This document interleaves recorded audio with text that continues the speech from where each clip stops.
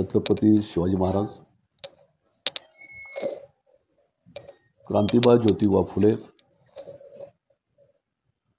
सावित्रीबाई फुले, राजर्षी शाहू महाराज, भारतीय संविधानाचे शिल्पकार डॉक्टर बाबासाहेब आंबेडकर, लोकशाहीर अण्णाभाऊ साठे या सर्व महामानवांना पहिल्यांदा विनम्र व अभिवादन.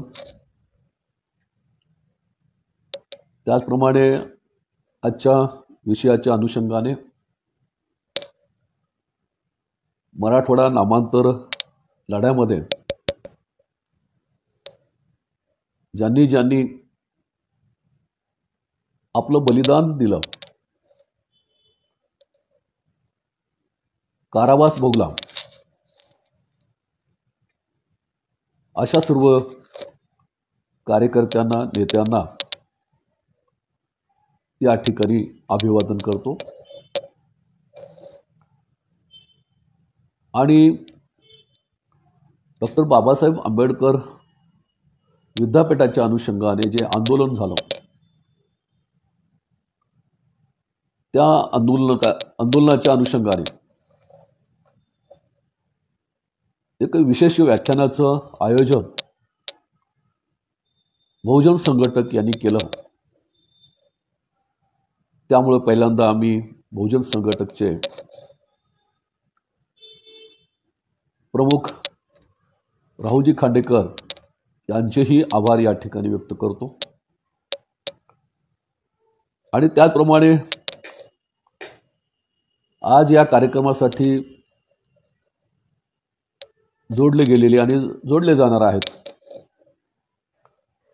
या सर्वांशी मी संवाद करणार आहे, ते सर्व बंधू आणि भगिनी.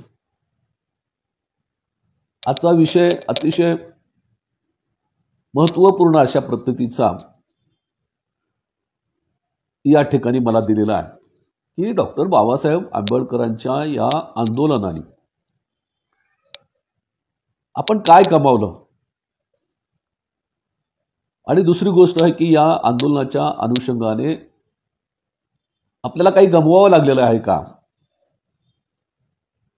अशा या महत्त्वपूर्ण विषयाच्या अनुषंगाने मी आपल्याशी चर्चा करणार आहे. खरं तर डॉक्टर बाबासाहेब आंबेडकर मराठवाडा नाव देण्याच्या संदर्भामध्ये जे आंदोलन झालं, हे आंदोलन केवळ नाव देण्यापुरतं मर्यादित होतं असं आपल्याला म्हणता येणार नाही. किंवा डॉक्टर बाबासाहेब आंबेडकरांचं नाव मराठवाडा विद्यापीठाला दिल्यामुळं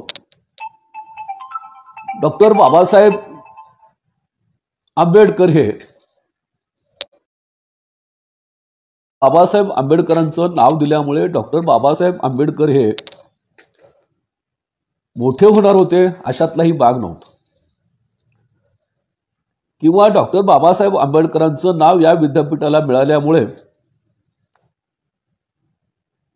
ते मोठे ठरणार होते किंवा त्यांची विद्वत्ता सिद्ध करण्यासाठी हे आंदोलन झालेलं नव्हतं. कारण जसं म्हटलं जातं की सूर्याला सूर्य आहे असं म्हटल्यामुळे सूर्य मोठा होत नाही, हीच गोष्ट या आंदोलनाच्या संदर्भामध्ये आपल्याला मांडता येऊ शकेल. तर हा लढा जो होता हा एकंदरीत समतेच्या संदर्भामधला होता, न्यायाचा लढा होता किंवा समतेचा आग्रह धरणारा हा लढा होता असं आपल्याला म्हणता येऊ शकेल. आणि याच भूमिकेतून हा लढा लढला गेला. आणि या लढ्यामध्ये आपल्याला जे यश आलं ते कोणतं आहे, किंवा या लढ्यामुळे आपल्याला काय साध्य होऊ शकलेलं नाही, या अनुषंगाने चर्चा करत असताना मला असं वाटतं की आपण त्याचे 3 भाग करूया. पहिल्या भागामध्ये आपण या आंदोलनाच्या संबंधीची थोडक्यामध्ये पार्श्वभूमी, त्यानंतर या आंदोलनाचं फलित काय आहे, आणि त्यानंतर या आंदोलनाचं अपयश किंवा काय आपल्याला गमवावं लागलेलं आहे या अनुषंगाने चर्चा करू. ज्या वेळेला मराठवाडा विद्यापीठ नामांतराचा विषय निर्माण झाला त्यावेळेला मराठवाडा अस्मितेचा प्रश्न निर्माण करून मराठवाडा अस्मितेच्या अनुषंगाने एक निमित्त निर्माण करून या नामांतराला या ठिकाणी विरोध करण्यात आला. आणि हा विरोध करत असताना त्यांनी मराठवाड्यामधल्याच लोकांच्या हत्या केल्या, मराठवाड्यातल्या माणसांच्या घराची अखरांगुळी केली, त्यांच्यावर अत्याचार केले. मराठवाड्यातले लोक जणू काही या देशाचे नागरिक नाहीत. मराठवाड्याला या ठिकाणी मराठवाडा नामांतराची मागणी करणारे लोक यांचा आणि मराठवाड्या मातीशी काही संबंध नाही अशा आविर्भावामध्ये नामांतरवादी जे होते त्या लोकांवर अन्याय अत्याचार करण्यात आलेले आहेत हे आपण लक्षात घेतलं पाहिजे. यातून ही गोष्ट स्पष्ट झाली की हे विरोध करणारी जी होती, जी मानसिकता होती, विरोध करणारा एक विशिष्ट समूह किंवा एखादी जात अशी नव्हती, तर ही एक प्रवृत्ती होती. ज्या प्रवृत्तीने याला विरोध केला त्याच प्रवृत्तीने शिवाजी महाराजांचा राज्याभिषेक नाकारलेला होता. शाहू महाराजांना वेदमंत्र म्हणण्यासाठी नकार ज्या मनोवृत्तीने दिलेली होती त्या मनोवृत्तीचाच या ठिकाणी विरोध होता.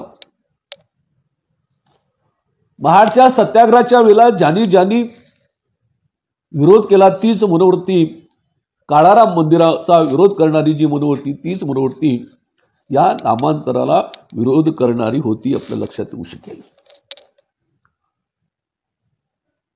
याला विरोध करताना त्यांनी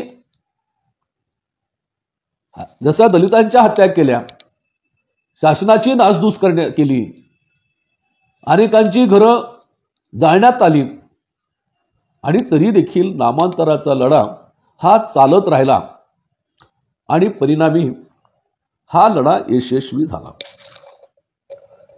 आता त्याची पार्श्वभूमी थोडक्यामध्ये असं आपल्याला म्हणता येऊ शकेल की नामांतराची पहिली मागणी 2 जुलै 1977 मध्ये करण्यात आली. त्याच्या अगोदर अनेक लोकांनी निवेदने करून, शासनाला निवेदन देऊन, मुख्यमंत्र्याला निवेदन देऊन ही मागणी केलेली होती. परंतु नामांतराचा लढा जो आहे हा लढा सुरू करण्याच्या संदर्भामधली पहिली बैठक जी आहे औरंगाबाद इथे टाउन हॉलमध्ये 2 जुलै 1977 झाली. या बैठकीचे अध्यक्ष तत्कालीन मिलिंद महाविद्यालयाचे प्राचार्य महबूब चिटणीस होते. वसंतदादा पाटील मुख्यमंत्री असल्यापासूनच नामांतराची मागणी करण्यात आलेली होती. आणि खरं तर तत्वतः वसंतदादा पाटलांनी महाडच्या सत्याग्रहाच्या कार्यक्रमामध्ये आल्यानंतर ती तत्वतः मान्य देखील केलेली होती. परंतु कालांतराने त्यांनीच या मागणीला विरोध देखील केला. परंतु ज्यावेळेला 18 जुलै 1978 मध्ये वसंतदादा सरकारला बाजूला सारून इतर पक्षांना बरोबर घेऊन पुलोदचं सरकार महाराष्ट्रामध्ये आलं, त्यावेळेला मुख्यमंत्री हे शरद पवार झाले. आणि शरद पवार यांनी नामांतराच्या संदर्भामध्ये निर्णय घेतला. 27 जुलै 1978 मध्ये त्यांनी मराठवाडा विद्यापीठाला बाबासाहेबांचं नाव देण्याच्या संदर्भामध्ये विधानसभा आणि विधान परिषद दोन्हीही सभागृहामध्ये हा ठराव मांडला. आणि या दोन्हीही सभागृहामध्ये सर्व पक्षाच्या आमदारांच्या वतीने, सर्व मंत्र्यांच्या वतीने हा ठराव संमत करण्यात आला. त्यावेळेला एकाही आमदाराने त्याला विरोध केलेला नाही, एकाही मंत्र्यांनी विरोध केलेला नाही, उलट सर्वांनी त्याचं समर्थन केलं. आणि 27 जुलैला हा ठराव मंजूर झाल्याबरोबर त्याचा उद्रेक जो आहे हा संपूर्ण मराठवाड्यामध्ये मोठ्या प्रमाणामध्ये झाला. म्हणजे 27 जुलै 1978च्या मध्यरात्रीपासून विरोधकांनी याला विरोध दर्शवण्यासाठी हिंसक अशा प्रकारचं आंदोलन करायला सुरुवात केली. म्हणजे 17 जुलै 1978 ते 3 ऑगस्ट 1978 म्हणजे या जवळपास 8 दिवसामध्ये त्यांनी मराठवाड्यामध्ये एवढं हिंसक वळण दिलं या आंदोलनाला की जेणेकरून 4 ऑगस्ट 1978ला शरद पवार यांना घोषित करावं लागलं की मी हा निर्णय आता सर्वांना विश्वासात घेणार आहे असं सांगावं लागलं. आणि त्यांनी जो ठराव मंजूर केला होता त्याला बाजूला ठेवलं. म्हणजे स्वातंत्र्याच्या इतिहासामध्ये पहिली अशी घटना घडली, विधानसभा आणि विधान परिषदेमध्ये एखादा निर्णय होतोय, तो सर्वांमते होतोय आणि तरी देखील उद्रेक आंदोलकाला घाबरून म्हणा किंवा त्या अनुषंगाने तो निर्णय बदलला गेला. आणि मग 4 ऑगस्टला शरद पवारांनी ही घोषणा केल्यानंतर हे आंदोलन थांबलं. पण 27 जुलै ते 3 ऑगस्ट या दरम्यान खूप मोठी हानी महाराष्ट्राची झालेली होती. या दरम्यान मानवाला देखील मानवतेला काळिमा फासणारी अशा अनेक घटना घडल्या. आणि त्याच्यामध्ये मग आपण शासकीय मालमत्तेचं तो नुकसान झालं, दलितावर अत्याचार झाले, त्यांच्या शेतामध्ये गुरं धाडली गेली आणि त्यांच्यावर बहिष्कार टाकण्यात आले. हे आंदोलन झाले. परंतु याच दरम्यान 2 दलितांचा निर्घृणपणे खून करण्यात आला. महाराष्ट्रामध्ये जवळपास 550 मराठवाड्यामध्ये जवळपास 550 गावाला याची झळ पोचली. त्याच्यामध्ये सर्वाधिक झळ जी आहे हा नांदेड जिल्हा आणि उस्मानाबाद जिल्ह्याला पोचली. नांदेड जिल्ह्यामध्येच 2 नामांतरवादी म्हणता येऊ शकेल या लोकांचा निर्घृण खून करण्यात आला किंवा नामांतराचं निमित्त साधून या 2 लोकांना निर्घृणपणे ठार करण्यात आलं. त्याच्यामध्ये जनार्दन जयदेव मवाडे यांचा उल्लेख करता येऊ शकतो. नांदेड जिल्ह्यामध्ये असलेल्या सुगाव बुजुर्ग या गावामध्ये ते राहत होते आणि त्यांना निर्घृणपणे ठार मारण्यात आलं. ते एक नियोजित कट होता. त्या ठिकाणचे शेषराव व्यंकट वडजे पाटील होते, यांच्या नेतृत्वाखाली हा कट रचण्यात आला. निमित्त कट यासाठी म्हणतो मी की 3 ऑगस्ट रोजी त्यांनी असं जाहीर केले की आपल्या गावचे पाटील जे आहेत हे पंढरपूर वारीला जाऊन आलेले आहेत आणि त्यासाठी गावामध्ये भजनाचा कार्यक्रम आहे आणि प्रसादाचा कार्यक्रम आहे असं जाहीर केलं. आणि एवढंच नव्हे तर आपल्या आजूबाजूच्या गावातील मंडळीला जाणीवपूर्वक या कार्यक्रमासाठी बोलवण्यात आलं आणि रात्रभर भजन हे सुरू झालं. आणि भजन हे आवत असल्यामुळे सगळे त्या गावामधले जी अस्पृश्य माणसं होती, अस्पृश्य वस्ती होती ती शांत झाली. परंतु त्यांच्यामध्ये एक ठरवण्यात आलं होतं की हे भजन संपल्यानंतर मंदिराची घंटा वाजवण्यात येईल आणि त्यावेळेला आपल्याला हे कृत्य करायचं आहे असं ठरवण्यात आलं. आणि मंदिराची घंटा वाजल्याबरोबर 100-150 लोक जे आहेत हातामध्ये पेटते टेंबे घेतले, हातात तलवारी घेतल्या आणि त्यांनी दलित वस्तीवर हल्ला केला. पहिल्यांदा त्यांनी दलितांची घरं जाळली. या गावामध्ये प्रामुख्याने मातंगाची आणि बौद्धांची जी घरं आहेत ती पेटवून दिली आणि पेटवून दिल्यानंतर त्यांनी जनार्दन मेवाडे यांना टार्गेट केला. मग त्याच्या घरावर हल्ला केल्याबरोबर त्याच्या घराच्या समोर घोषणा द्यायला सुरुवात केल्याबरोबर त्यांची पत्नी ताईबाई जी आहे हिनं पहिल्यांदा आपली लहान लहान लेकरं घरातल्या उतरंडीच्या मागे लपवली आणि त्या बाहेर आल्या. त्यांनी सांगितलं की जनार्दन मेवाडे घरामध्ये नाही, तुम्ही वाटलाच घरामध्ये जाऊन बघू शकता. आणि हे पाहिल्यानंतर काही लोक म्हणाले, कारण ताईबाई पाहत होत्या की घराच्या समोर घरं, आपल्या घराच्या समोरची घरं पेटलेली आहेत आणि आपलं घर पेटवण्याच्या ते तयारीत आलेत. त्यावेळेला काही म्हणले ठीक आहे, जनार्दन मेवाडे दिसत नाहीत, ह्या बाईला जाळामध्ये फेकून द्या. पण त्यातला एक सज्जन माणूस म्हणला की या बाईने काय केलं, ही बाई दुसऱ्या घरची बिचारी आहे, तिनं काय केलं म्हणून तो विषय बाजूला सोडला. आणि पुन्हा त्यांना एक लक्षात आलं की जनार्दन मेवाडे जो आहे एका मुस्लिमाच्या घरामध्ये लपून बसलेला. आणि मग हा सगळा मोर्चा त्या मुसलमानाच्या घराकडे गेला, परंतु त्या मुसलमानाच्या कुटुंबाला त्यांनी काही न केलं नाही. आणि जनार्दन मेवाड्यांचा त्यांनी त्याला बाहेर काढलं आणि त्याला निर्घृणपणे मारायला सुरुवात केली.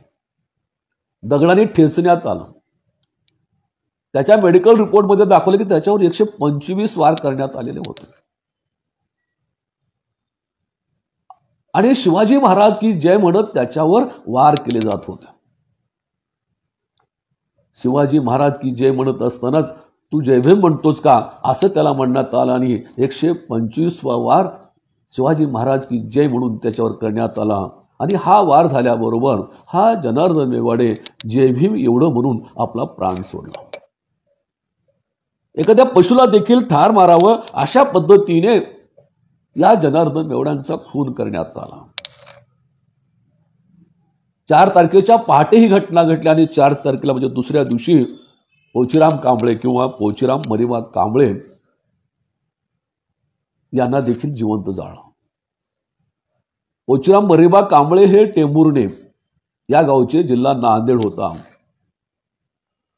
त्यांची बायको धोंडूबाई होती. तिला 2 मुलं चंदर आणि बाबू होते. आणि अनुसाई, राजाबाई आणि जिजाबाई ह्या 3 मुली होत्या. रात्री त्यांनी त्याचं घर जाळलं आणि आपला जीव वाचवण्यासाठी पोचीराम कांबळे घराच्या बाहेर पडला. त्यावेळेला 50-60 लोकांनी त्याच्या मागे त्याचा पाठलाग केला. खेड मार्गे, राऊत खेड मार्गे हा पोचीराम कांबळे पळत होता आणि त्याच्या मागे हे लोक धावत होते. तो फार पुढे होता, परंतु लोक त्याचा पाठलाग करत होते. त्यावेळेला पोचीराम कांबळेने काय केले की तिथे एक विहीर दिसली. त्या विहिरीमध्ये पाणी प्यावं आणि त्या विहिरीमध्ये लपावं या 2 हेतूनी त्या विहिरीमध्ये उतरला. पाणी होऊन थोड्या वेळ बसल्याबरोबर त्यांनी पाहिलं की पूर्ण विहिरीला या लोकांनी घेरलेला आहे. आणि मग काही लोक उतरले आणि त्याला बाहेर काढलं आणि त्या विहिरीच्या कडेला पोचीराम कांबळे यांना जिवंत जाळण्यात आलं. या दंगलीचं स्वरूप एवढं भयानक अशा प्रकारचं होतं की नांदेड जिल्ह्यामध्येच एका गावामध्ये एवढी मोठी दंगल उसळली. आणि या दंगलीच्या काळात एका बाईचं घर पेटवण्यात आलं. त्यावेळेला ती बाई घराच्या बाहेर कशीबशी बाहेर पडली. 2 दिवसाची ती बाळंत होती. आणि आपल्या 2 दिवसाच्या बाळाला घेऊन ती धावत सुटली. रस्त्याने जात असताना दगडामध्ये अडकली आणि पडली. आणि एका क्षणात 2 दिवसाचं बाळ मरण पावलं. एक म्हातारा आजोबा होता, त्यांनी हे सगळं प्रकार पाहिला. अचानक त्याला अटॅक आला, तो जागेवर मरण पावला. या पद्धतीने या 2 व्यक्तींच्या हत्या आणि हे 2 प्रकरणं ही मराठवाड्यामध्ये घडली. त्याच दरम्यान आपण पाहतो की 1978 मध्ये 6 डिसेंबरला नागपूरमध्ये एक मोठा मोर्चा काढण्यात आला नामांतराच्या अनुषंगाने, नामांतराच्या समर्थनार्थ. आणि या मोर्चावर पोलिसांनी गोळीबार केला. आणि मग गोळीबाराच्या निषेधार्थ पुन्हा दुसऱ्या दिवशी मोर्चा काढला. त्या दिवशी देखील गोळीबार करण्यात आला. या गोळीबारामध्ये निष्पाप लोक मारले गेले. रतन बेंडे नावाचा तरुण या ठिकाणी मारला. रतन परदेशी नावाचा मुलगा मारला गेला. अविनाश डोंगरे हा 15 वर्षाचा मुलगा जो आहे या गोळीबारामध्ये मेला. अब्दुल हमीद शबीर अली, रोशन बोरकर, डोंबाजी कुत्तरमारे या सर्वांना पोलिसांच्या गोळीचं लक्ष बनवलं गेलं आणि ते मरण पावले. परंतु तरी देखील हे आंदोलन थांबण्याच्या मानसिकतेमध्ये नव्हतं. परंतु या आंदोलनाला निर्णायक क्षणाकडे घेऊन जाण्याचं काम, सरकारला निर्णय घेण्याला भाग पाडण्यासाठी आणखी 2 या ठिकाणी घटना घडल्या. त्यातली एक घटना म्हणजे नांदेडची आहे की या नांदेडमधल्या एका तरुणाने, नांदेड जिल्ह्याच्या दलित पॅंथरचा तो अध्यक्ष होता, याच्या आत्महत्येने सरकार खडबडून जागं झालं. 20 नोव्हेंबर 1993 या दिवशी त्यांनी मुख्यमंत्र्याला एक निवेदन पाठवलं. त्यावेळेला मी परीक्षेच्या अनुषंगाने प्रतिभा निकेतन कॉलेजमध्ये JCS म्हणून गेलो होतो, परीक्षा नियंत्रक म्हणून गेलो होतो. आणि तिथल्या एका लॉजवर मी थांबलेलो होतो. त्या ठिकाणी गौतम वाघमारे यांची माझी भेट झाली. त्यांनी मला ते निवेदन दाखवलं. त्या निवेदनावर तिघ प्रमुख आणि इतर काही लोकांच्या सह्या होत्या. त्याच्यामध्ये जिल्हाध्यक्ष म्हणून गौतम वाघमारेची सही होती, उपाध्यक्ष म्हणून भीमराव सोनकांबळेची सही होती, सरचिटणीस म्हणून या ठिकाणी श्याम अर्धापूरकरची सही होती आणि बाकीचे देखील लोक त्यामध्ये होते. आणि त्याच्यामध्ये त्यांनी निवेदन असं केलेलं होतं की मी आत्महत्या करणार आहे. आणि म्हणून त्याला मी समजावून सांगण्याचा प्रयत्न केला, परंतु त्याच्यामधल्या नामांतरासंबंधीच्या भावना ज्या होत्या ते स्पष्ट जाणवत होत्या. आणि या तरुणांनी 25 नोव्हेंबर 1993 रोजी दुपारी 3:30 वाजता गळफास स्वतःला जिल्हाधिकाऱ्यासमोर आत्मदहन करून स्वतःला संपवलं. आणि मग प्रचंड नांदेडमध्ये आणि मराठवाड्यामध्ये तणाव निर्माण झाला. गंगाधर गाडी येईपर्यंत त्याचा दफनविधी झालेला नाही, अंत्यविधी झालेला नव्हता. ते आल्यानंतर तो विधी झाला. परंतु मराठवाड्यामध्ये एक वेगळं चित्र निर्माण झालं आणि तिथून नामांतर होणार अशा प्रकारची कल्पना निर्माण करणं शासन देखील हादरलं.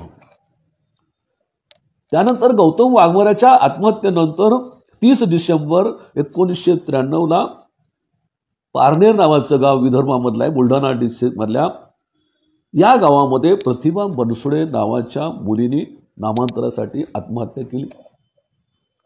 त्याच्यानंतर 1 जानेवारी 1994 मध्ये भंडारा जिल्ह्यातल्या सावरी या गावातल्या शीला डोंगरे नावाच्या उच्च शिक्षित मुलीने आत्महत्या केली.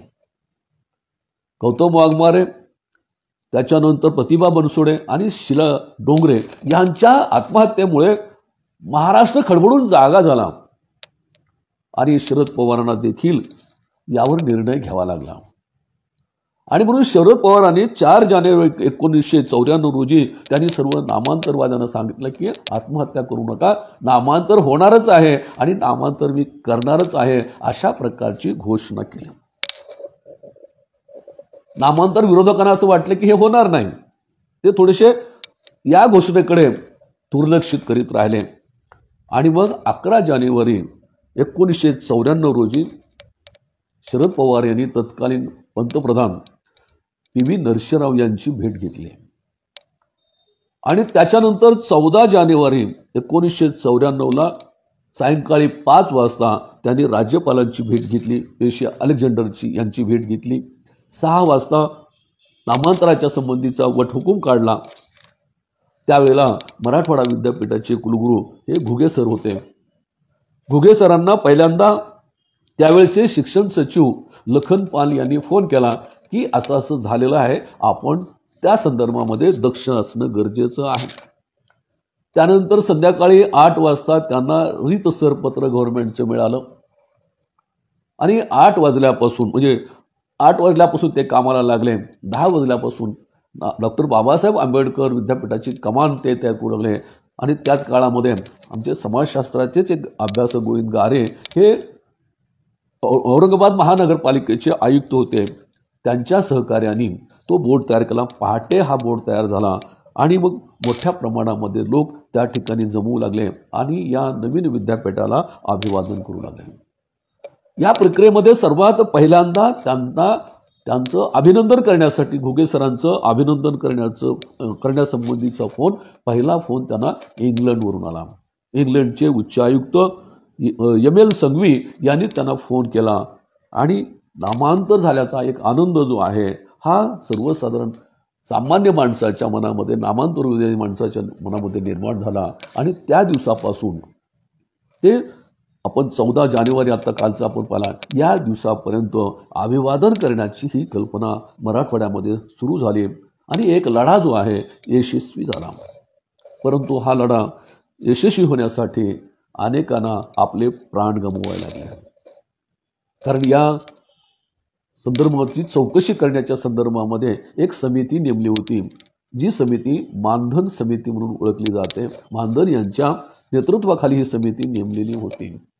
त्यांनी दिलेला रिपोर्ट पाहिल्यानंतर ही मागणी कशा पद्धतीने मान्य झाली हे आपल्या लक्षात येऊ शकेल. त्यांनी त्या अहवालामध्ये असं सांगितलं की या दरम्यान जे नामांतराच्या विरोधकांनी जे आंदोलन केलेलं होतं त्याची झळ जवळपास मराठवाड्यातील 450 गावांना त्याची झळ पोहोचलेली आहे. त्याच्यामध्ये नांदेड जिल्हा अग्रेसर आहे. नांदेड जिल्ह्यातली 150 गावं होती, उस्मानाबाद जिल्ह्यातली 120 गावं होती, परभणी जिल्ह्यातली 100 गावं होती. म्हणजे संपूर्ण मराठवाड्यामध्ये या आंदोलनाची झळ पोहोचलेली होती. 1725 घरे ही जाळून निस्तानाभूत करण्यात आलेली होती. त्याचप्रमाणे या जळलेल्या घरातून जवळपास 2400 कुटुंब ही रस्त्यावर आलेली होती. या आंदोलनामध्ये 7 पोलीस शहीद झालेले होते, 38 पोलीस जखमी झालेले होते. त्याच्यामध्ये एक PSI याला देखील जाळून मारण्यात आलं होतं. जे लातूर जिल्ह्यामधलं जे जळकोट आहे, या जळकोटमध्ये असलेले PSI भुरे यांना जिवंत जाळलेलं होतं. रेल्वेच्या 6 AC बोगी ज्या आहेत ह्या नष्ट केलेल्या होत्या. शेकडो बसेस जो आहे हे जाळण्यात आलेल्या होत्या. याशिवाय या ठिकाणी गौतम वाघमारे असतील, शीला डोंगरे असतील, बनसोडे असतील, या मुलींनी ज्या आहेत या आत्महत्या केलेल्या होत्या. आणि मग याचा सर्व बलिदानाचं फळ म्हणून या ठिकाणी 1994 मध्ये 14 जानेवारीला हे नामांतर झालं. आता नामांतर झाल्यानंतर मग आपण शेवटच्या टप्प्याकडे बघणार आहोत की या नामांतराने साध्य काय झालं. तर त्यातली पहिली गोष्ट आपल्याला सांगता येऊ शकेल की या लढ्याला आलेलं यश जे आहे हे अत्यंत महत्वाचं आहे. 1977 मध्ये मराठवाडा विद्यापीठाला बाबासाहेबांचं नाव देण्याच्या संदर्भामध्ये हा लढा सुरू झाला आणि तो 1994 पर्यंत चालला आणि 1994 मध्ये त्याला यश आलं. हे सामाजिक समतेच्या लढ्याला आलेलं अद्भुत अशा प्रकारचं यश म्हणून याच्याकडे पाहता येऊ शकेल. नाहीतर मग बाबासाहेबांचा काळाराम मंदिर सत्याग्रह, महाडचा सत्याग्रह आपण पाहिला तर आपल्याला असं दिसू शकेल की सनातन्यांनी हा लढा जो होता यशस्वी होऊ दिला नाही. या अनुषंगाने हा लढा अतिशय महत्त्वाचा मानला गेलेला आहे. एखाद्या विद्यापीठाला बाबासाहेबांसारख्या माणसांचं नाव देण्यासाठी एवढा मोठा लढा, इतक्या वर्षाचा लढा जो आहे हा पहिल्यांदा महाराष्ट्राने आणि देशाने पाहिलेला आहे. खरं तर एका बाजूला शेक्सपियर असं म्हणतो की नावामध्ये काय आहे. शेक्सपियर नावाचा नाटककार म्हणतो की नावामध्ये काय आहे. परंतु मराठवाडा विद्यापीठाला बाबासाहेबांचं जे नाव दिलेलं आहे हे नाव पाहिल्यानंतर, नावासाठी असलेला लढा पाहिल्यानंतर नावामध्ये बरंच काही असतं हे आपल्याला सांगता येऊ शकेल. नावामध्ये दडलेली होती या ठिकाणच्या शोषित माणसांची अस्मिता. नाव यासाठी पाहिजे होते की लोकांना हवं होती समानता, समतेसाठी या नावाचा आग्रह होता. हे नाव देण्यासाठी उभारलेला संघर्ष जो होता हा संघर्ष शोषितांचा संघर्ष होता, विचाराचा संघर्ष होता. यासाठी फार मोठं बलिदान देखील त्याला करावं लागलेलं आहे. आणि म्हणून बाबासाहेबांसारख्या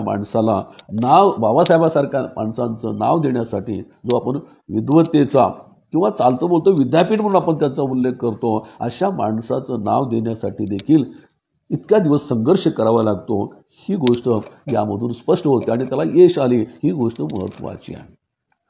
आता हा नामांतर लढा यशस्वी झाल्यानंतर या दरम्यान सांस्कृतिक दृष्टिकोनातून देखील काही गोष्टी झालेल्या आहेत. समाज प्रबोधनाच्या दृष्टिकोनातून विषमतेवर आपण प्रहार करण्याच्या गोष्टी देखील झालेल्या आहेत. कारण या कालावधीमध्ये अनेक नाटकं, अनेक साहित्य देखील आलेलं आहे जे नामांतराच्या अनुषंगाने आलं, परंतु समाज प्रबोधन करणारं ते होतं, विषमतेवर प्रहार करणारं ते साहित्य होतं. आपल्याला म्हणता येऊ शकेल हे साहित्य देखील नामांतराच्या अनुषंगाने आले. उदाहरणार्थ त्या काळामध्ये प्रकाश त्रिभुवन यांचं एक नाटक होतं, थांबा राम राज्य येतंय नावाचं नाटक होतं. या नाटकामध्ये त्यांनी या ठिकाणच्या विषमतेवर केलेले प्रहार, या नाटकामध्ये या ठिकाणी दलित अत्याचारांच्या संबंधीचं स्वरूप, त्यांची मानसिकता मांडणारं हे नाटक होतं.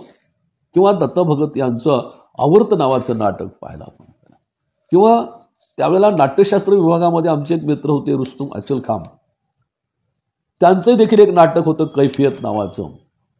त्याच्यानंतर योगीराज वाघमारेंचं एक पुस्तक त्या काळामध्ये आलं, अगा हे झालंच नाही, अगा ह्या घडलंच नाही नावाचं. त्यानंतर गजबल माळी नावाचे प्राचार्य जे होते त्यांचा नागफणा आणि सूर्य हे काव्यसंग्रह आले आणि त्याचं पुढं नाटकात देखील रूपांतर झालं. ही नाटकं जी आहेत ही वेगवेगळ्या ठिकाणी जाणवण्यात आली आणि या नाटकांमधून देखील एक मोठा प्रबोधनाचं काम या ठिकाणी चळवळीच्या दृष्टिकोनातून अतिशय महत्त्वाचं ठरलेलं दिसून येतं. हे नामांतराचं एक फलितच आपल्याला म्हणता येऊ शकतं. त्यानंतर या नामांतराने काय झालं की आम्हाला एक विश्वास दिला, आत्मविश्वास दिला. संघर्ष करणाऱ्या माणसाला किंवा पराभूत म्हणून समजून घेणाऱ्या माणसाला यश मिळवून देण्याच्या संदर्भामध्ये देखील हे साहित्य महत्त्वाचं ठरलं. ज्या जनार्दन मवाड्यांची हत्या करण्यात आली होती त्यांच्याच मुलाने केली कविता, जो त्यांचा मुलगा आज चांगल्या पदावर आहे, इंजिनियर आहे. त्यांनी केलेली कविता जी आहे ही नामांतराने आपल्याला काय दिलं ही सांगणारीच कविता आपल्याला म्हणता येऊ शकेल. त्या कवितेमध्ये विवेक मवाडे म्हणजे जनार्दन मेवडे यांचा मुलगा असं म्हणतो की माय, व आईला उद्देशून म्हणतो की माय इथंच आपलं घर जाळलेलं होतं, माय आपलं घर इथंच जाळलं होतं आणि इथंच माया बापाला पुरलं देखील होतं, इथंच माझ्या माया बाला पुरलं देखील होतं. बघ माय, तो म्हणतो बघ माय, बापाला इथं पुरलं होतं, तिथं 100 मुडदे उगवल्यासारखे मला दिसतात. आणि एवढंच नव्हे तर तो असं म्हणतो की माय जर आपण आपलं घर देखील पुरलं असतं तर ते बी असं शक्तीनिशी उगवलं असतं. म्हणजे ही जी आत्मविश्वासाची भावना जी आहे ही भावना देखील याच्यामधून आलेली दिसून येते. किंवा त्या काळामध्ये जोगेंद्र कवाडे यांनी लॉंग मार्च काढलेला होता आणि तो देखील लॉंग मार्च ऐतिहासिक ठरला. त्या लॉंग मार्चच्या अनुषंगाने कविता आमचे बापूराव जगतापाने केली होती. त्या कवितेमध्ये ते असं म्हणतात की या लॉंग मार्चमध्ये तरुण म्हातारे आपल्या लेकी सुनासह नातवंडासह उद्याच्या पिढीला स्वाभिमान जगता यावा म्हणून चालत होते. म्हणजे लॉंग मार्चमध्ये चालणारी जी माणसं होती ही कशासाठी होती तर नवीन पिढीमध्ये स्वाभिमान निर्माण व्हावा, त्यांना स्वाभिमानाने जगता यावं यासाठी चलत होते असं या ठिकाणी म्हटलं. या नामांतराच्या लढाईमधून आमची काही नेते मंडळी मंत्री झाली, रामदास आठवले सारखे मंत्री झाले, गवाडे सर हे आमदार झाले. म्हणजे राजकीय दृष्टिकोनातून देखील काही लोकांचा फायदा झाला. परंतु याचबरोबर या नामांतराच्या अनुषंगाने आम्ही काही गमावलं देखील आहे. त्यामध्ये पहिल्यांदा आपण या लढाईमध्ये हे जे शहीद झालेले आहेत या शहीदांना आम्ही गमावलेलं आहे. डॉक्टर बाबासाहेब आंबेडकरांच्या अनुषंगाने या विद्यापीठ आंदोलनामध्ये अनेक लोकांना आपण शहीद झालेलं पाहिलेलं आहे. ही या चळवळीमधली अत्यंत दुःखद घटना आपल्याला म्हणता येऊ शकेल, वेदनादायक ही घटना आहे की ज्यांना आपण हे गमावलं. त्यामध्ये मग पोचराम कांबळे असतील किंवा इतर सर्व असतील.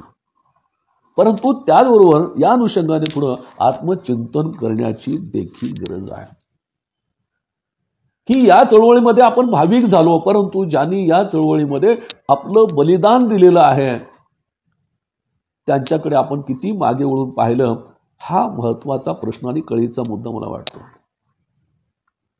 खरं तर त्या लढाईमध्ये आपण सर्वजण त्यांच्यासोबत होतो, त्या लढाईमध्ये त्यांचं निधन झालं. परंतु आज ते गरिबीची जी लढाई लढतात, एकाएकी लढाई लढतात, मला असं वाटतं की त्यांच्या मागे उभं राहणं गरजेचं आहे.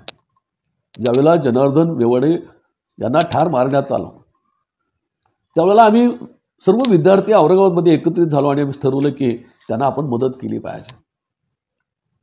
मग आम्ही काय ठरवलं की ही मदत जी आहे ही प्रस्थापित लोकांकडून घ्यायची नाही. ही मदत जी आहे ही चळवळीसाठी, चळवळीच्या निमित्ताने, चळवळीमधून ती मदत झाली पाहिजे. आणि म्हणून औरंगाबादमध्ये आमच्या बरोबरच्या काही मित्रांनी मिळून आम्ही काय केली, एक दिवस औरंगाबादच्या गुलमंडीवर बूट पॉलिश करण्याचं काम केलं आणि त्याच्यातून मिळणारा पैसा जो आहे हा आम्ही मेवाडे कुटुंबाला पाठवला. त्यावेळेला नांदेडचे मामा येवले होते, त्यांच्याकडे ते पैसे जमा करावे लागत होते आणि मला वाटतं की त्या काळामध्ये आम्ही 7,500 रुपये जमवलेले होते.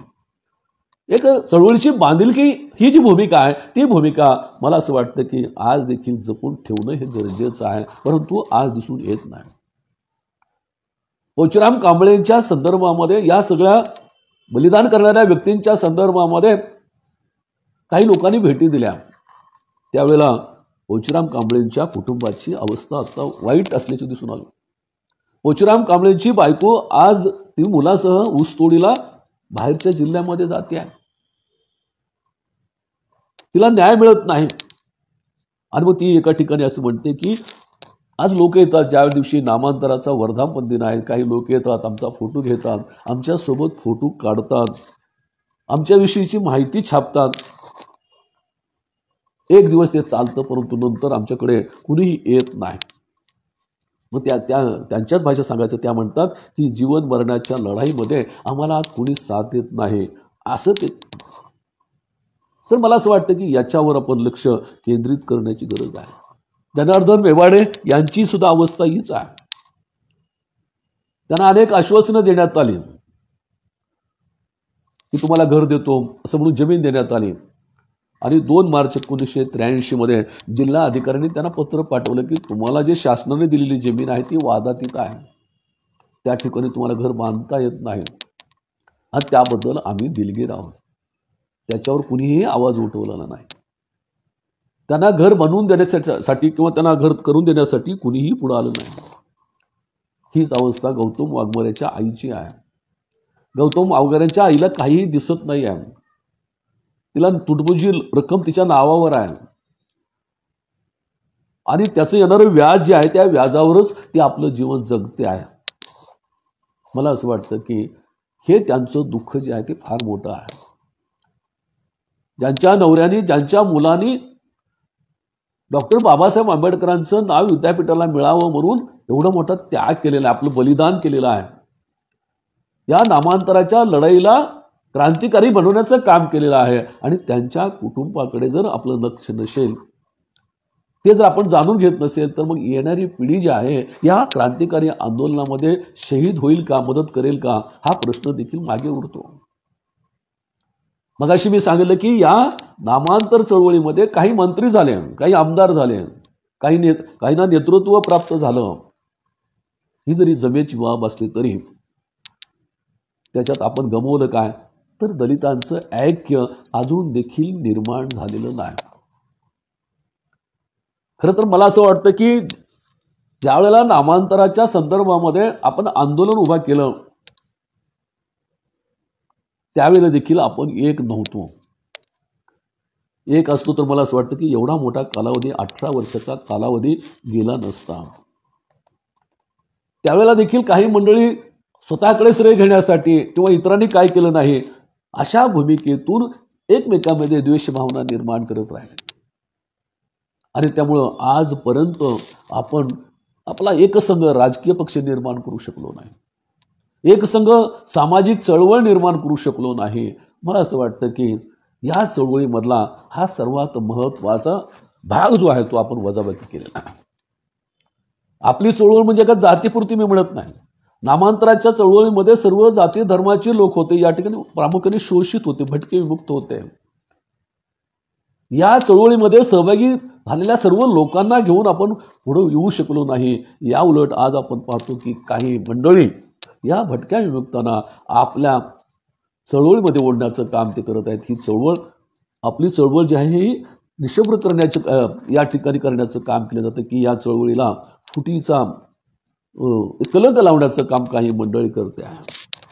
दुसरी गोष्ट, हे विद्यापीठ जे आहे, विद्यापीठाचं आंदोलन जे आहे हे केवळ नावापुरतं नव्हतं, हेच मी तुम्हाला सांगेन.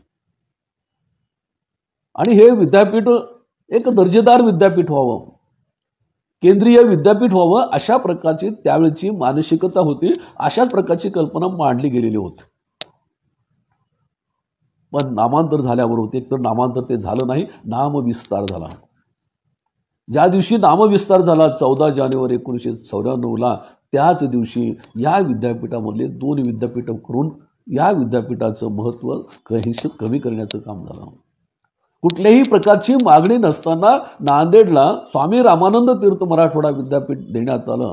बाबासाहेबांचं नाव देण्यासाठी 18 वर्ष संघर्ष करावा लागला.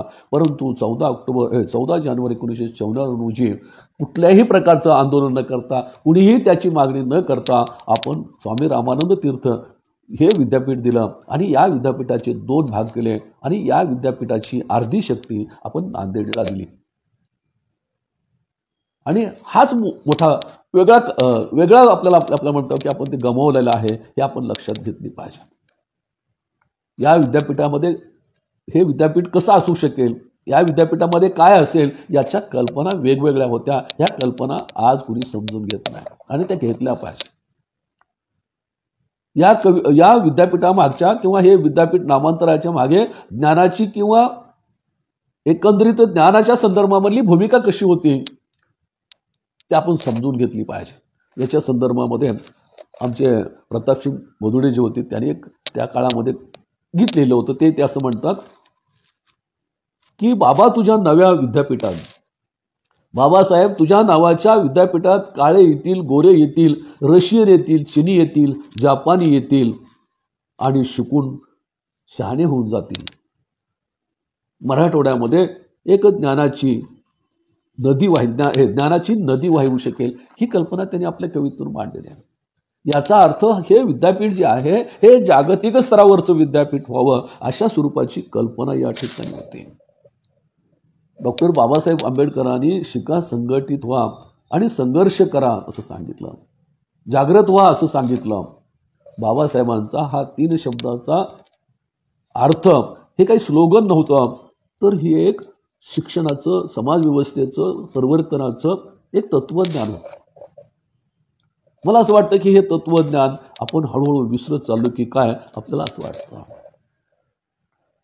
आणि म्हणून या नव्या विद्यापीठामध्ये हे तत्वज्ञान जे आहे, हे तत्वज्ञान अंमलात आणायला पाहिजे होतं, परंतु तेही आपल्याला दिसत नाही.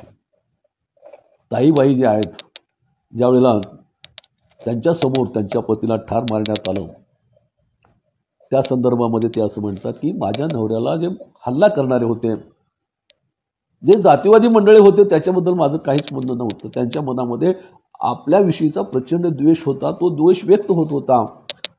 पण मला अतिशय वाईट वाटलं, म्हणलं की त्या मारेकऱ्यामध्ये आमचे जातीय बंधू देखील मला दिसत होते. आणि त्यांची ही भावना जी आहे, मला असं वाटतं की खऱ्या अर्थाने आपल्या चळवळीचा मोठा पराभव आहे. त्या म्हणतात की पैसे देऊन आपल्याच लोकांना मारेकरी त्या ठिकाणी बनवलेलं होतं. मला वाटतं की आज देखील असे मारेकरी आज आमच्यामध्ये आहेत, हे नाकारता येणार नाही. आज देखील दुसऱ्यांची सुपारी घेऊन आपल्या समाजाचा घात करणाऱ्या प्रवृत्ती या ठिकाणी आपल्याला दिसून येतात. ही मंडळी डॉक्टर बाबासाहेब आंबेडकरांच्या चळवळीचे, विचारांचे विकृतीकरण करतात, विद्रुपीकरण करताना आपल्याला दिसून येतात. या चळवळीतून आपण हे शिकायला पाहिजे होतं की याच्यातून बाबासाहेबांची चळवळ, बाबासाहेबांच्या शिक्षणाचे विचार जे आहेत हे पुढे घेऊन जाण्याच्या संदर्भामध्ये प्रयत्न व्हायला पाहिजे होते. आज देखील आम्हाला आमच्या समाजाचे प्रश्न हे समजू शकलेले नाही.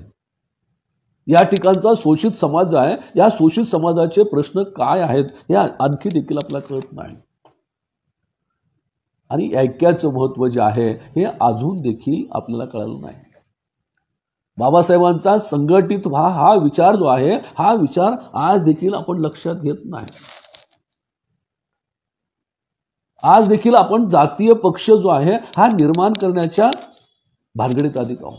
डॉक्टर बाबासाहेब आंबेडकरांचं फक्त नाव द्यायचं आणि वेगळी चूल निर्माण करायची, हे राजकारण चाललेलं आहे.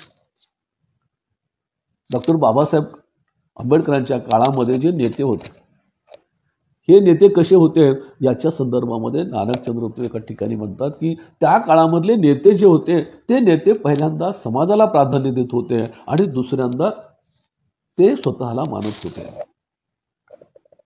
परंतु ते असं म्हणतात की आज असं झालेलं आहे की पहिल्यांदा महत्त्व कुणाला आहे की तो बाबासाहेबांचा विचार नसलेल्या ज्या पक्षामध्ये आहे त्या पक्षाचा नेता तो पहिल्यांदा मानतो, त्याच्यानंतर तो स्वतः मांडतो आणि त्याच्यानंतर त्याला वेळ असेल तर तो समाजाचं चित्र करतो. आजच्या राजकीय चळवळीमध्ये आपल्या पक्षाला, म्हणजे मी एवढं म्हणत नाही की जातीय पक्ष म्हणत नाही, तर हे शोषितांचा जो समूह आहे या समूहाला गृहीत धरलं जातं. मग तो महार असेल, चामार असेल, ढोर असेल, भटका असेल, विमुक्त असेल, यांना गृहीत धरलं जातं, निवडणुकीमध्ये गृहीत धरलं जातं. आणि मग त्या गटाचे जे प्रमुख आहेत ते समाजाचा एक प्रकारे लिलाव करतात. आणि त्यामुळे राजकीय अस्तित्व जवळपास आपलं संपलेलं आहे. दुसरी गोष्ट आहे की एवढं गट असताना देखील प्रत्येक गटाच्या सभा मोठमोठ्या होतात. याचं कारण कळालं नाही. कारण आम्ही काय करतो की कोणत्याही गटाचा नेता आला तरी त्याच्या सभेला हजर राहतो. म्हणजे आम्ही सगळ्यांच्याच मागे असून देखील आम्ही कुणाचेच नसतो, ही वास्तवता आपल्याला नाकारता येणार नाही. आणि प्रत्येकाच्या सभेला मोठी गर्दी पडते त्यावेळेला असं त्यालाही वाटतं की आपल्या मागे एवढे लोक आहेत. आणि अशा या संभ्रमात्मक अवस्थेमध्ये डॉक्टर बाबासाहेब आंबेडकरांच्या कल्पनेतली चळवळ जी आहे ही चळवळ दूर कुठेतरी निघून जाते की काय आपल्याला वाटतं. आज तर अतिशय भयानक अवस्था निर्माण झालेली आहे. मला असं वाटतं की या संदर्भामध्ये सर्वांनी चिंतन करण्याची गरज आहे, मनन करण्याची ही गरज आहे. मित्रहो, आज आपल्या हातामध्ये आपला बाबासाहेबांच्या कल्पनेतला पक्ष राहिलेला नाही. आज आपल्या हातामध्ये डॉक्टर बाबासाहेब आंबेडकरांच्या कल्पनेतलं शिक्षण राहिलं नाही. ज्या बाबासाहेबांनी आपल्याला शिकण्यासाठी पीई सोसायटी निर्माण केली आणि ती पीई सोसायटी पाहिल्यानंतर ते शिक्षण देखील आज आता राहिलेलं दिसून येत नाही. बाबासाहेबांच्या कल्पनेतील शिक्षणाची कशी वाताहत झालेली आहे हे आपल्या लक्षात येऊ शकेल. मित्रहो, मी तुम्हाला सांगतो ते या ठिकाणी केवळ अतिशयोक्ती म्हणून सांगत नाही. एक दिवस असा येईल की आमच्या हातामध्ये काहीच राहणार नाही. काही गोष्टी आम्ही गमावून बसलेलो आहोत, काही गोष्टी आपल्या हातामध्ये आहेत, त्या गोष्टी देखील निघून जातील.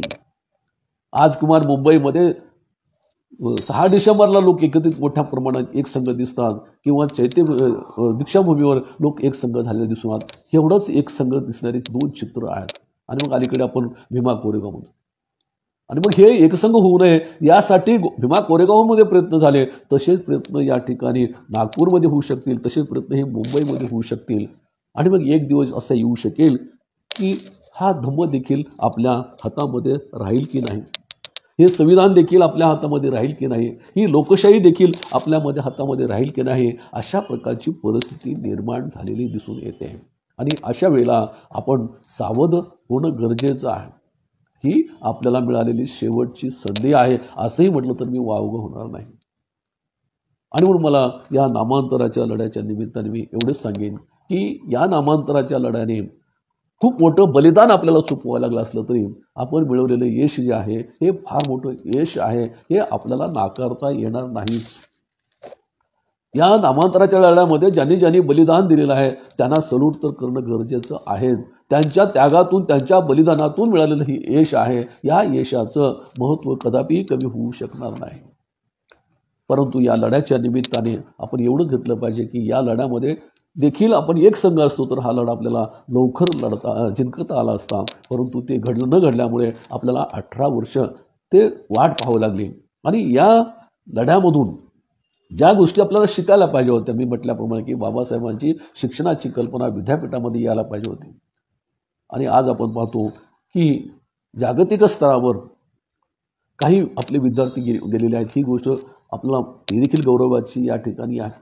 जशी याच्यामध्ये नांदेडचा मुलगा आमचा जो मिलिंद येंगडे आहे किंवा साबळे नावाचा मुलगा आहे, त्याचा आदर्श आपल्या डोळ्यासमोर ठेवून या ठिकाणी विद्यार्थ्यांनी वाटचाल करावं. जे आपण मिळवलं आहे त्याचं आपण स्वागत करूया. परंतु या निमित्ताने आपल्यामध्ये जे काही उणीव आहेत त्याचं आत्मचिंतन करण्याची गरज आहे असं मला या ठिकाणी वाटतं. की काही गोष्टी ज्या आहेत ती खरोखरच आपण गमावलेल्या आहेत. त्या गमावलेल्या गोष्टी आपण परत मिळवल्याच पाहिजे. परंतु त्याचबरोबर आपल्या हातामध्ये ज्या काही गोष्टी आहेत त्या आपल्या हातातून निसटू नये यासाठी प्रयत्नाची पराकाष्ठा करणं गरजेचं आहे. एवढंच मला या ठिकाणी म्हणतं. या निमित्ताने राहुलजी खांडेकर यांनी मला बोलण्याची संधी दिली आणि आपण देखील या ठिकाणी माझ्याशी संवाद केला त्याबद्दल मी आपले आभार मानतो. जाता जाता तुम्हाला एवढीच विनंती करेन की हा विचार जो आहे, हा विचार ऐकणारे किंवा आपण जे सहभागी झाला त्याची संख्या कमी असेल, परंतु आपण हाच विचार खरोखरच तुम्हाला आवडला असेल, तर तुम्हालाही वाटत असेल की मी म्हणतोय ते बरोबर आहे, तर तो विचार आपण आपल्या बांधवांपर्यंत पोहोचवणं हे गरजेचं आहे. आपण एक संदेशवाहकाची भूमिका या ठिकाणी करण्याची गरज आहे. कारण एक माणूस सर्व माणसापर्यंत पोहोचवू शकत नाही. जसं एक खेळ असतो, की त्या खेळामध्ये काही खेळाडू त्यांच्या हातामध्ये एक दंडक असतो आणि तो पळत जातो आणि दुसऱ्याच्या हातामध्ये देतो, दुसरा दुसऱ्याच्या हातामध्ये देतो. याच भूमिकेतून या चळवळीकडे पाहिले, विचाराकडे पाहिलं पाहिजे. आणि बाबासाहेबांचा हा विचार जो आहे, समतेचा विचार असेल, स्वातंत्र्याचा विचार असेल, बाबासाहेबांचं संविधान असेल, आपल्याला मिळालेला धम्म असेल, त्याचं रक्षण करण्यासाठी याच्याशिवाय दुसरा पर्याय नाही आणि बाबासाहेबांच्या विचाराशिवाय आपल्याला देखील पर्याय नाही. एवढंच या ठिकाणी सांगतो आणि थांबतो. पुन्हा एकदा आपल्या सर्वांचे राहुल खांडेकर यांचे मनपूर्वक आभार मानतो आणि या ठिकाणी थांबतो.